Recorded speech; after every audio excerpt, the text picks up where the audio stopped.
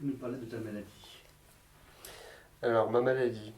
En fait, ça a commencé tout simplement par un soir, tranquillement chez moi et j'avais comme un mal de gorge, comme une angine, et avec une petite boule qui sortait là par ici. Ça m'a un peu inquiété sur le moment, mais après j'ai dit ça ressemble quand même vachement à une angine, j'en ai pas mal fait, donc j'ai laissé un peu comme ça. Et le lendemain, quand je me suis réveillé, ça a vite doublé de volume, en fait. C'était complètement devenu une boule bien dure, très dure. Donc c'était un ganglion. Et donc je suis allé voir mon médecin. Mon médecin m'a fait faire plusieurs examens, échographie, scanner. Et on a vu qu'avec ces examens, avec ces premiers examens, que j'avais en fait des ganglions qui descendaient de sous l'oreille et qui descendait jusqu'au poumon, droit ou gauche, je sais plus. Et en fait, mon médecin m'a directement orienté vers un hématologue à Montpellier. C'est un onco-hémato, et qui lui m'a réorienté ensuite vers le service AJA, adolescents jeunes adultes. C'est à l'hôpital Arnaud de Villeneuve à Montpellier. Et là, on m'a carrément décrit ma maladie avec une opération pour une biopsie, en fait, récupérer un morceau du ganglion, l'envoyer en analyse. Et donc, c'était un lymphome anaplasique. C'est un cancer du sang, en gros, du système lymphatique. Et donc, je suis tombé dans un service très très bien. Un service vraiment avec des médecins et des infirmières. Tout le personnel hospitalier que j'ai eu, ils étaient vraiment tous à l'écoute, très gentils. Et je peux que les remercier. Et ils m'ont sauvé la vie, hein. Ils m'ont sauvé la vie. C'est vraiment, pour moi, c'est mes sauveurs. Voilà. Donc, une fois que le diagnostic a été fait, tu as été opéré, c'est ça? Alors, j'ai eu plusieurs opérations. J'ai eu des opérations en fait pour poser une chambre implantable. Ça se situe ici. C'est pour piquer en fait et passer des médicaments. Après, j'ai bénéficié de chimiothérapie. La première chimiothérapie pendant 2 3 mois n'a pas tellement fonctionné, donc ça a été très long. J'ai passé plus de temps à l'hôpital que chez moi. C'était, c'était l'enfer. J'avais très mal, j'avais grossi au niveau du cou, c'était catastrophique. Et donc c'était un peu le désespoir pour moi parce que je pensais pas que c'était en fait. Je voulais toujours aller plus loin, voir plus loin et sortir de ça en me disant bon ben ça va aller, les médecins ils sont là, ils vont faire tout ce qu'il y a à faire. Ils l'ont fait d'ailleurs. Et c'était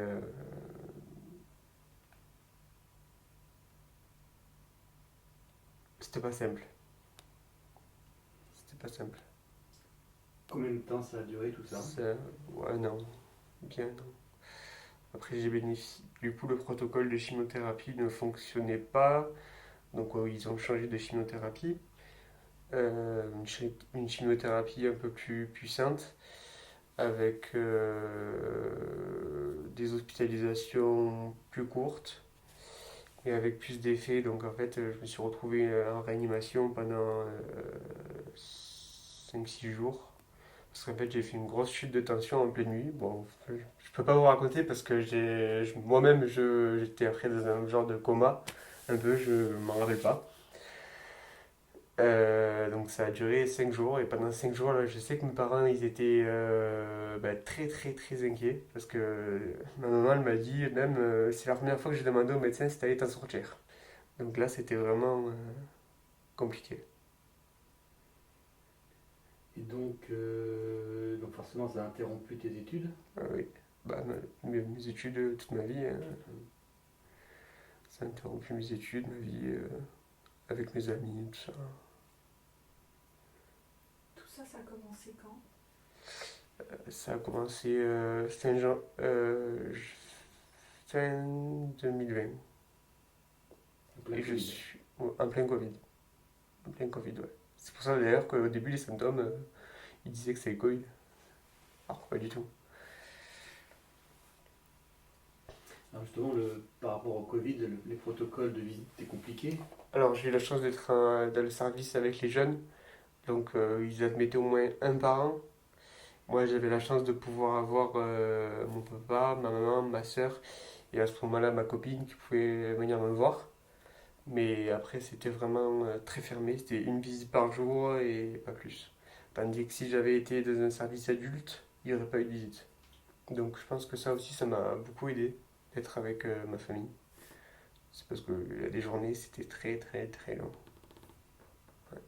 Et à quoi on pense pendant ces journées longues? Quoi on pense?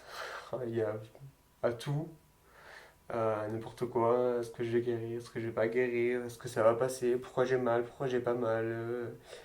C'est plein de questions qui nous passent par la tête qu'on doit aussi poser aux médecins parce qu'ils sont là pour ça. Et voilà, c'est des journées longues. Bon, après, j'étais pas mal occupé par la télé, mon téléphone. Heureusement qu'il y avait ça. Mais bon, voilà. Tu as appris quand et comment que tu étais guéri? Bah, c'est en passant plusieurs examens parce qu'il y avait des examens de contrôle tous les mois, je crois. Et je passais un TEP scan, ça s'appelle. Donc il fallait que je prenne une ambulance depuis l'hôpital, que j'aille à l'autre hôpital, d'aller dans un service de médecine nucléaire. Donc là, rien que le mot déjà, quand on rentre, ça fait un peu peur. Après, il y a pas de problème avec ça. Mais en fait, ils nous injectent un produit et qui va faire ressortir en fait toutes les cellules cancéreuses qu'on a sur le corps. Et au fur et à mesure des chimios, en fait, elle s'est éliminée, elle s'est éliminée, elle s'est éliminée. Puis jusqu'au dernier TEP scan que j'ai fait, qu'on voyait qu'il n'y avait plus rien. Donc par contre, là, ils m'ont proposé une allogreffe, une greffe de moelle osseuse. Donc en fait, j'ai dû faire de la radiothérapie pendant 3 jours, 2 fois par jour, une radiation complète du corps. Ensuite, j'ai fait. Je suis rentré en chambre stérile pendant 6 semaines, où j'ai reçu ma greffe le 15 juillet. Et là, c'était la période, je crois, la plus longue. Je suis resté à l'hôpital et la plus dure, parce que j'avais très très très très mal. J'avais beaucoup de douleurs. Ils m'ont même mis de la kétamine une fois et je leur ai dit non, parce que ça me faisait trop d'effets indésirables. Je voyais des trucs bizarres. C'était vraiment pas pour moi. Donc c'était vraiment. Ouais, j'ai passé vraiment 6 semaines compliquées. Compliquées, ouais. Et donc la date, t'as une date officielle de fin qui te dit monsieur, vous êtes guéri, au revoir? Hmm, Pas vraiment. Parce que on me laisse toujours un peu dans le flou. Et malheureusement, il n'y a pas de jour bien précis où on m'a dit vous êtes en rémission ou vous êtes guéri. Et je crois même qu'on me l'a jamais vraiment dit. Parce que toutes les choses sont faites naturellement pour eux, pour les médecins, parce qu'on rien n'est naturel. Et eux, ils ont fait leur métier comme voilà, ils nous ont dit à telle heure, à tel endroit, tel ci, ça. Donc c'était vraiment orchestré par eux et voilà. Mais après, je pense que on peut dire le 15 juillet, le jour où j'ai reçu ma greffe. Est-ce que c'est un membre de ta famille qui t'a donné la greffe? Alors, on a testé ma sœur parce que c'était dans mon entourage la personne de la famille qui est le plus susceptible d'être à 100% avec moi. Sauf que ma sœur, elle n'était compatible qu'à 50%. Donc, il a fallu faire un appel dans le fichier international et ils ont trouvé un Allemand qui était compatible 100% avec moi et qui, lui, de son côté, je le remercierai non plus jamais assez, il a fait tous les examens de son côté. Ils lui ont prélevé ce qu'ils avaient à prélever et ensuite, moi, j'ai bénéficié du don. Voilà. Et si jamais il y avait eu personne, c'est possible. Ça arrive encore beaucoup qui trouvent personne pour des jeunes ou même des moins jeunes. Ma soeur, ils auraient pris ma soeur, même si elle était qu'à 50%. Est-ce qu'il y a un protocole de suivi? Oui. Alors à la suite de ça, une fois qu'on sort, on a un protocole de suivi à la maison. Bon, moi j'étais pas mal sous perfusion à la maison après tout ça, déjà pour m'alimenter parce que j'avais perdu beaucoup de poids. Parce que les chimiothérapies, la radiothérapie, ça donne des mucites. dans la bouche, ça va être tout le tube digestif et c'est très douloureux. On ne peut pas manger ce qu'on veut, on ne peut pas boire ce qu'on veut. On prend énormément de cachets, que ce soit avalé ou par les veines. J'avais la chance d'avoir ma tati qui était infirmière libérale à Metz, donc elle m'a fait les soins. Elle m'a fait beaucoup de soins avec son équipe. Et j'étais rassuré que ce soit eux aussi, parce que si jamais j'avais quelque chose, je savais que je pouvais l'appeler à n'importe quel moment et qu'elle était là. Voilà. Et après, le suivi, c'était surtout 2 fois par semaine pendant un mois. Il fallait que je me rende à Montpellier pour faire des examens. Après, c'est passé à 1 fois par semaine, à 1 fois toutes les 2 semaines, et maintenant, c'est 1 fois tous les mois. Voilà.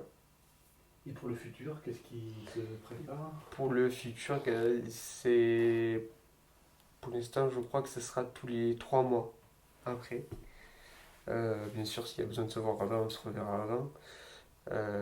Mais c'est tous les 3 mois, et puis après tous les 6 mois et tous les ans. Voilà. Après, c'est vraiment quelque chose que je vais rester attaché parce que faut contrôler. C'est rien, c'est juste une demi-journée à l'hôpital et voilà. Parce que l'air de rien, tous les jours on y pense.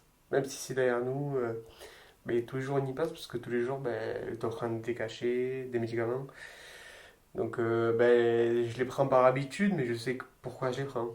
Parce qu'il y a eu quelque chose avant. Voilà. Puis, je pense que, sans abuser, il doit peut-être pas y avoir une heure qu'il y a pas un seul moment où des fois je me dis pas, ah, mais t'as quand même eu un cancer, quoi.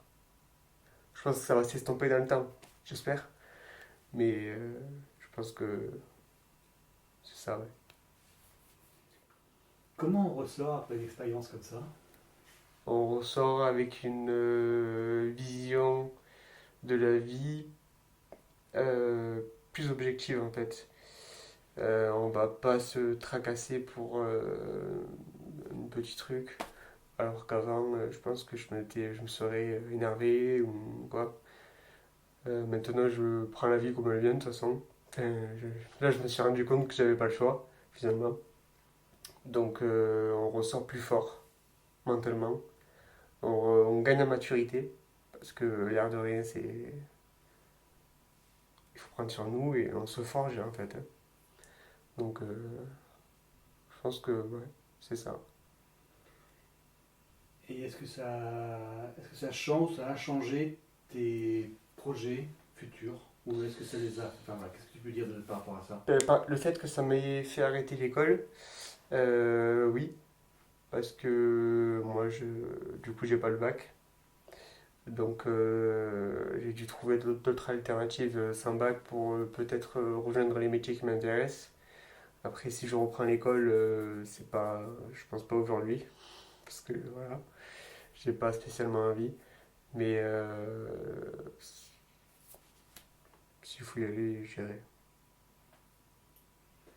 Rappelle juste le nom du tout cancer, c'est un cancer du sang que tu as eu?